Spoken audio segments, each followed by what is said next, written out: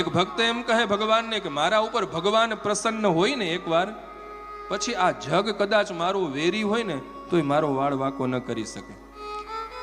એક વખત મારા ઉપર મારો ભગવાન રાજી થઈ જાય અને આખું જગત મારું વેરી થઈ જાય ને, મારો વાળ વાંકો ન કરી શકે.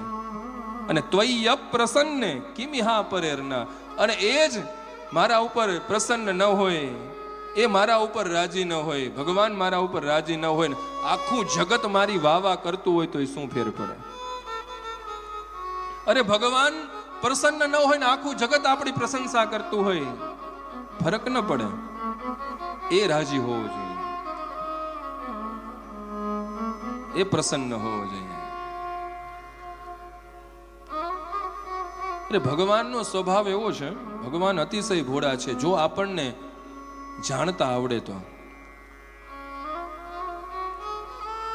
ભગવાન તત્વ એવું છે કે જેના ઉપર એક વખત ભગવાન કૃપા કરીને, એક વખત જે જીવ ઉપર ભગવાને એક વખત કૃપા કરી દીધી, પ્રસન્ન જેના ઉપર એક વખત થઈ જાય ને ભગવાન, પછી ભગવાન ક્યારેય એના દોષને જોતા નથી.